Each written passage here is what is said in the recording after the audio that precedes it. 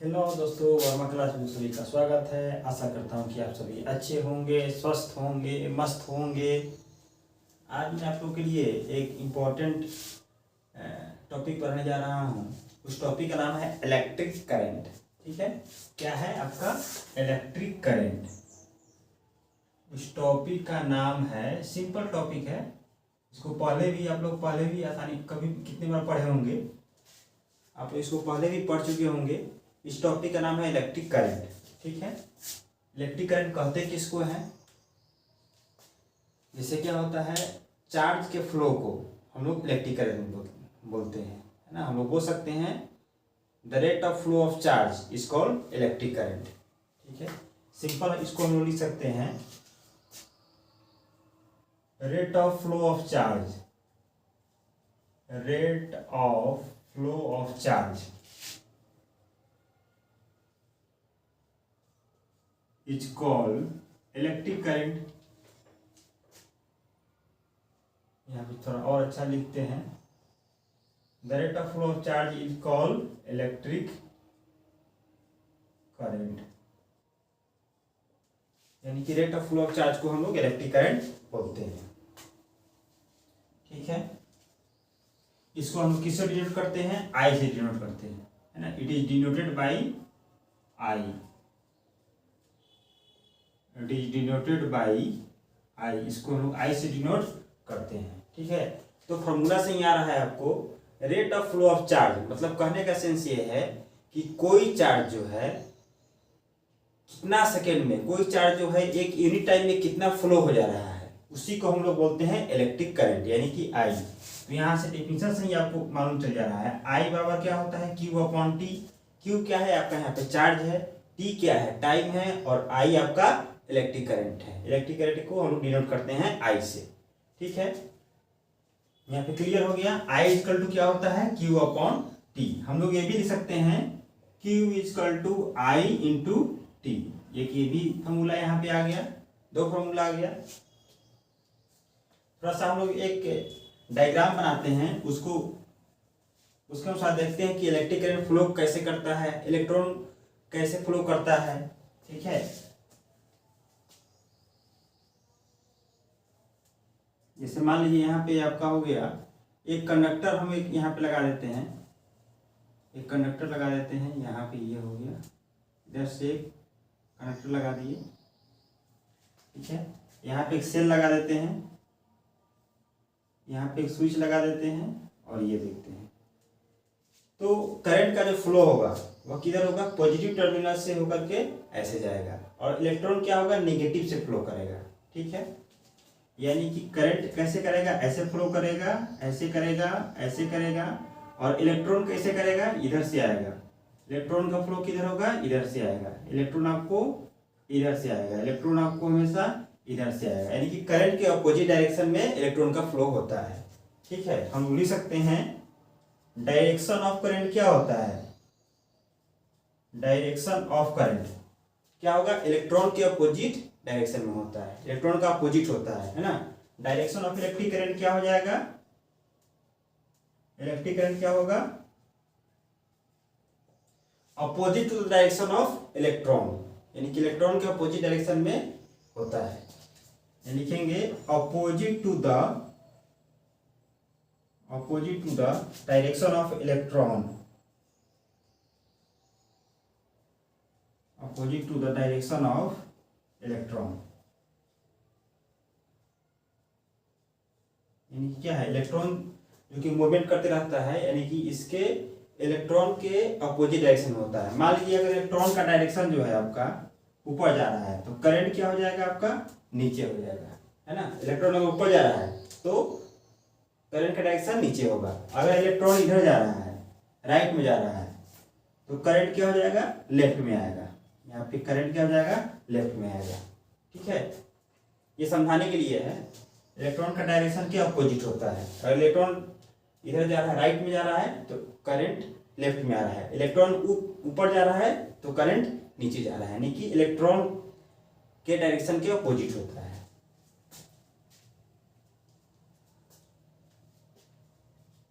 इधर ये आपका इलेक्ट्रॉन का डायरेक्शन हो गया, इलेक्ट्रॉन का डायरेक्शन हो गया ऐसे करके, यहाँ पे हम लोग लिख सकते हैं इलेक्ट्रॉन इधर, क्योंकि इधर की तरफ आएगा। ये इलेक्ट्रॉन पर क्या होता है, नेगेटिव चार्ज है और इधर है पॉजिटिव चार्ज, ये आपका पॉजिटिव चार्ज है। तो नेगेटिव चार्ज क्या होता है, पॉजिटिव चार्ज नेगेटिव चार्ज को अपनी तरफ अट्रैक्ट करता है, इसलिए यह इधर की तरफ आ रहा है, यानी कि पॉजिटिव चार्ज की तरफ आ रहा है। चलिए इसको मिटा देता हूं मैं।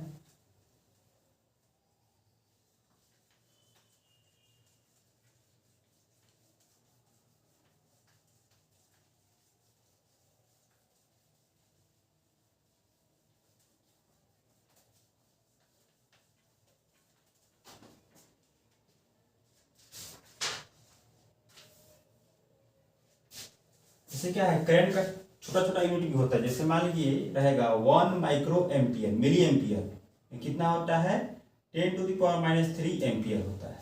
ठीक है, एक हो गया, ये हो गया 1 माइक्रो एम्पियर बराबर होता है 10⁻⁶ एम्पियर। ये क्या है, करंट का छोटा यूनिट है, कभी एग्जाम में देता है, पूछ लेता है क्या होगा। अब देखते हैं करंट कैसे फ्लो करता है। ठीक है, करंट जो है कैसे फ्लो करता है, जैसे मान लीजिए करंट फ्लो फ्रॉम, है ना, करंट कैसे फ्लो करता है, करंट कैसे फ्लो करता है। चलिए काम करते हैं, पहले पोटेंशियल डिफरेंस बता देते हैं क्या होता है। पोटेंशियल डिफरेंस, पोटेंशियल डिफरेंस, ठीक है। पोटेंशियल डिफरेंस क्या होता है, जैसे मान लीजिए एक ये आपका पॉइंट हो गया ए, ठीक है, यहां से 1 कूलम के चार्ज को हमको लाना है पॉइंट बी पे। ठीक है, यानी कि 1 कूलम के चार्ज को पॉइंट बी पे लाना है ए से, तो यहां से यहां तक लाने में जो वर्क डन होगा उसी को हम क्या बोलते हैं, पोटेंशियल डिफरेंस। ठीक है, क्या लिखेंगे, the amount of work done in moving unit charge from one point to other point, one point to other point। ठीक है, other point is called potential difference, is called potential difference, इसको हम बोलते हैं पोटेंशियल डिफरेंस। ठीक है, यानी कि V बराबर क्या होता है, W/Q। ठीक है, यानी कि 1 कूलम चार्ज को पॉइंट ए से बी तक जाने में जो वर्क डन लगेगा, जो वर्क डन होगा उसी को हम लोग बोलते हैं पोटेंशियल डिफरेंस। ठीक है, इसको हम क्या लिख सकते हैं, जैसे हम लोग ये भी लिख सकते हैं, एक फॉर्मूला आपका यहाँ पे ये निकल गया, दूसरा क्या होता है, W बराबर होता है V × Q, एक फॉर्मूला यहाँ पे भी निकल गया। इसका ऐसा यूनिट क्या होता है, वोल्ट होता है, ऐसा यूनिट इसका होता है वोल्ट, इसको हम वोल्ट में ही मेजर करते हैं। ठीक है, उम्मीद कर रहा हूं कि आप लोग को ये समझ में आ रहा होगा। ये सिंपल टॉपिक है पोटेंशियल डिफरेंस।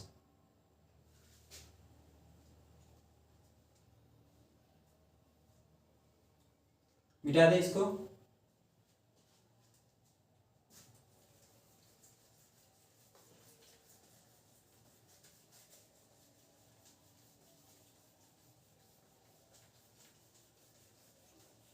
अगला टॉपिक है आपका करंट फ्लो फ्रॉम, है ना, करंट कैसे फ्लो करता है। ठीक है, करंट कैसे फ्लो करता है,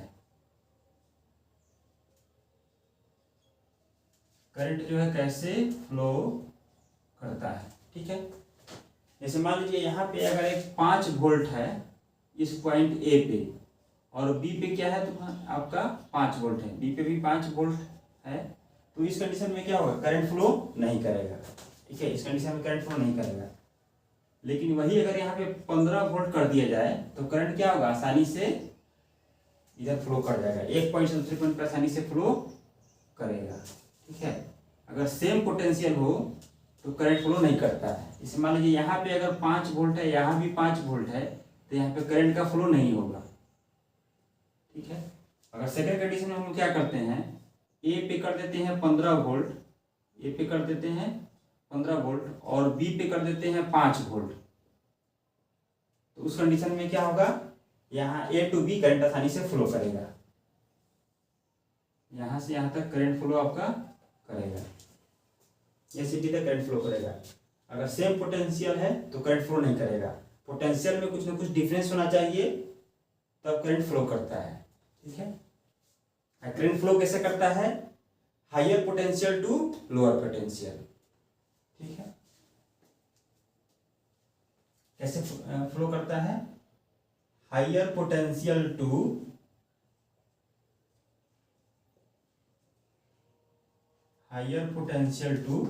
lower potential.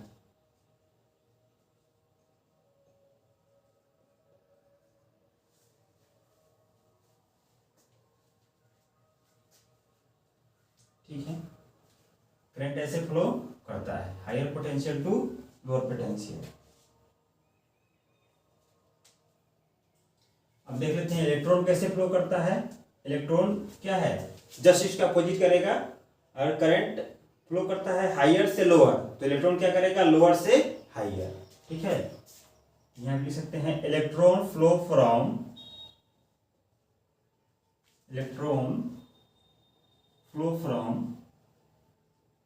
Lower potential to higher potential, lower potential to higher potential.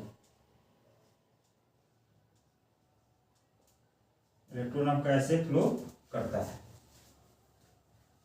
ठीक है, हम लोग एक सर्किट डायग्राम बनाते हैं और उससे समझने की कोशिश करते हैं।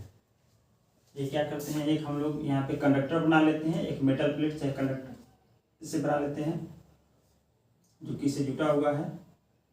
यहाँ पे ये आपका हो गया बैटरी, हो गया ये आपका स्विच हो गया। ठीक है, ये हो गया आपका आई। ठीक है, करंट कैसे फ्लो करेगा, क्योंकि ये आपका पॉजिटिव पोटेंशियल है यानी कि हायर पोटेंशियल है। ठीक है, तो करंट का डायरेक्शन इधर होगा यानी कि पॉजिटिव से इधर करेगा, higher potential to lower potential. ये हो गया एचपी मतलब हो गया हायर पोटेंशियल, इधर हो गया एलपी, एलपी मतलब हो गया लोअर पोटेंशियल। ठीक है, और इलेक्ट्रॉन कैसे करेगा आपका, इधर से जो इलेक्ट्रॉन आएगा ऐसे करेगा, इलेक्ट्रॉन क्या होगा, lower potential to higher potential यानी कि एलपी टू एचपी। ठीक है, इलेक्ट्रॉन का डायरेक्शन ये होगा। करंट आप कैसे करेगा, हायर टू लोअर, और इलेक्ट्रॉन क्या करेगा, लोअर टू हायर पोटेंशियल।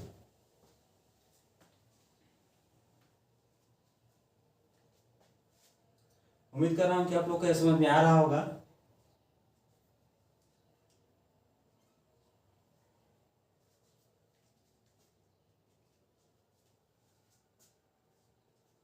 इधर डायरेक्शन एलपी है यानी कि लोअर पोटेंशियल, इधर direction of current, direction of electron है। ठीक है, मिटा देता हूं इसको।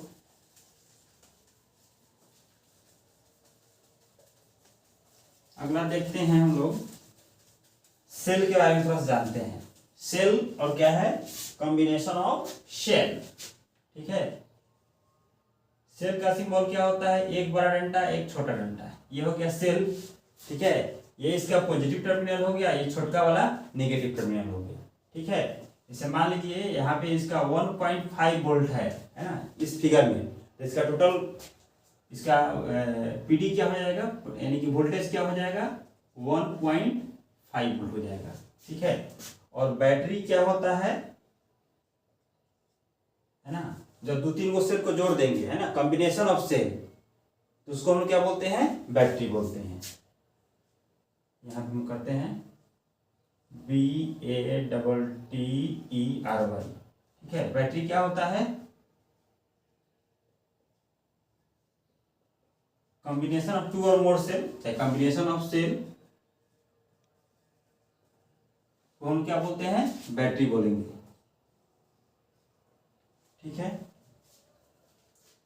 जैसे मान लीजिए यहाँ पे आपका ये हो गया,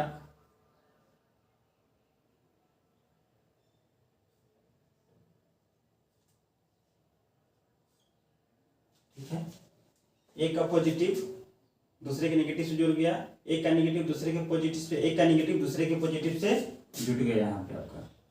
ठीक है, मान लीजिए इसका 1 वोल्ट है, ये भी 1 वोल्ट है, ये भी 1 वोल्ट है, ये भी 1 वोल्ट है ना, सब 1-1 वोल्ट का सेल लगा हुआ है। तो टोटल जो इसका वोल्टेज होगा, टोटल भी क्या हो जाएगा, सबको ऐड कर देंगे, 1 + 1 + 1 + 1 कितना हो जाएगा, 1 प्लस, आप लिखेंगे 1 + 1 + 1 + 1, ठीक है, कितना हो गया, 4 वोल्ट।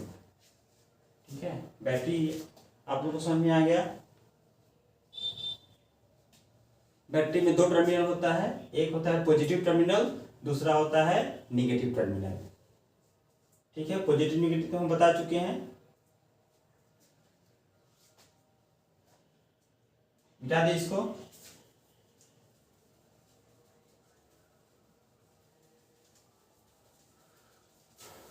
अगला टॉपिक है रेजिस्टेंस।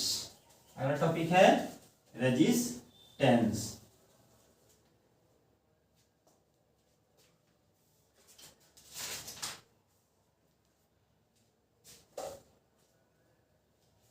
देखते हैं अगला टॉपिक है आपका resistance.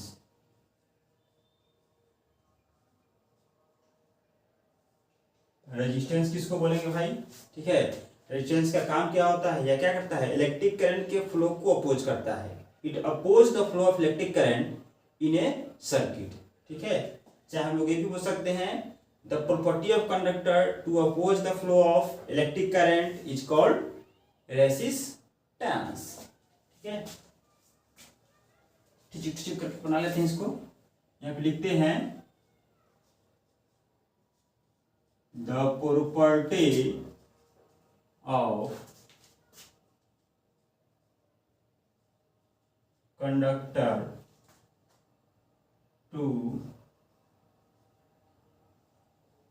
To oppose the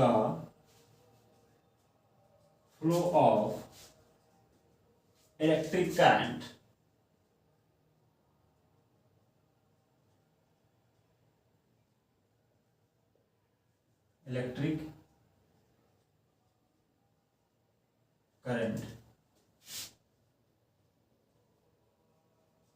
is called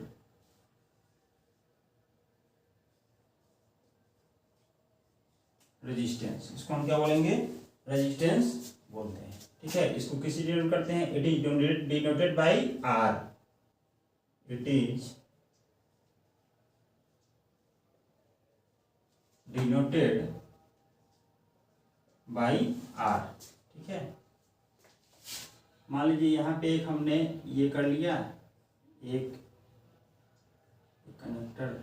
connector बना लिया।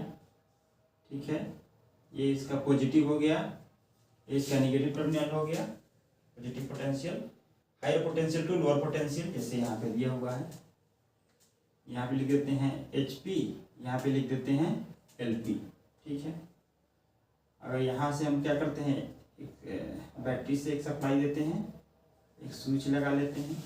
ठीक है, तो इसमें क्या होगा, जैसे मान लीजिए यहाँ पे इसका कुछ न कुछ इसका एटम्स होंगे। ठीक है, ये जो मेटल प्लेट है इसमें कुछ न कुछ इसमें एटम होंगे। ठीक है, पूरा एटम यहाँ पे भरे हुए हैं। ठीक है, और जो इलेक्ट्रॉन जो है यहाँ से अगर मान लीजिए मूव कर रहा है तो क्या होगा, उसको कहीं ना कहीं उसको रुकावट पैदा होगा।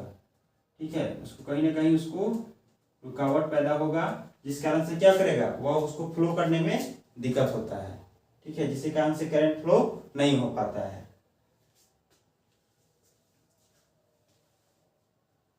इसी को हम क्या बोलते हैं, इलेक्ट्रिक क्या बोलते हैं, इसको बोलेंगे रेजिस्टेंस। ठीक है, मान लीजिए यहाँ पे उतना करने की जरूरत नहीं है, यहाँ पे निगेटिव है, यहाँ पे पॉजिटिव है। निगेटिव से मान लीजिए इलेक्ट्रॉन इधर से फ्लो कर रहा है। ठीक है, यहाँ पे हो रहा है, तो आपको क्या हो रहा है, यहाँ पे जाने में दिक्कत हो रहा है ना। इलेक्ट्रॉन कभी टकरा के इधर रह जा रहा है, कभी ऊपर चला जा रहा है, कभी नीचे चला जा रहा है ना। डायरेक्शन ऑफ इलेक्ट्रॉन ये है, कभी इधर चला गया, कभी ऊपर चला गया। सब एटम्स का क्या होता है, टकरा करके इधर चला जा रहा है, जिस कारण से क्या हो रहा है, इलेक्ट्रिक करंट के फ्लो को ऑब्स्टेकल कर रहा है, जो कि रोक रहा है। उसी को हम क्या बोलते हैं, रेसिस्टेंस। इसका सिंबल क्या होता है, सिंबल क्या होगा, इसका सिंबल होता है, जिसे ये आपका हो गया, ये हो गया सिंबल। इसको आर से डिनोट करते हैं, ऊपर में आर लिख देते हैं। उम्मीद कर रहा हूं कि आप लोग को समझ में आ रहा होगा रेजिस्टेंस क्या है। ठीक है, अब थोड़ा सा एक छोटा सा टॉपिक बचा हुआ है इसी में, कि रेजिस्टेंस जो होता है वह कौन कौन चीज के ऊपर डिपेंड करता है ना।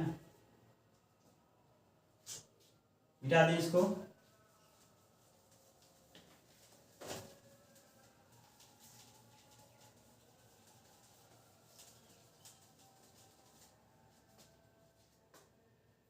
ठीक है, it depend upon the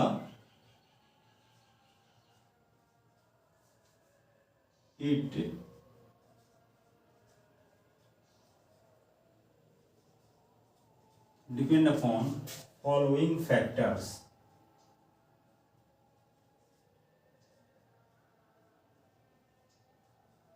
या कुछ फैक्टर्स के ऊपर डिपेंड करता है। ठीक है, यह कुछ फैक्टर के ऊपर डिपेंड करता है। पहला क्या होगा, यह क्या होता है, आर प्रोपोर्शनल टू एल है ना, इनके लेंथ ऑफ कंडक्टर के ऊपर डिपेंड करता है। जितना लंबा क्या होगा, यहाँ पे ये आपका ये हो गया, ये हो गया, जितना क्या, जितना इसका लंबाई ज़्यादा होगा उसका रेजिस्टेंस उतना ही ज़्यादा होगा। अगर लंबाई कम होगा तो उसका रेजिस्टेंस भी कम होगा। ठीक है, ये लेंथ हो गया टोटल इसका यहाँ से यहाँ तक। ठीक है, लेंथ के ऊपर डिपेंड करता है। दूसरा ये कौन चीज के ऊपर डिपेंड करता है, R proportional to 1 cross sectional area. ठीक है, यह क्रॉस सेक्शनल एरिया, जैसे मान लीजिए आपका यहाँ ये हो गया, ये वाला जो क्षेत्र हो गया, ये होता है क्रॉस सेक्शनल एरिया, ये होता है क्रॉस सेक्शनल एरिया होता है। ठीक है, आर प्रोपोर्शनल टू 1/a। तीसरा क्या होता है,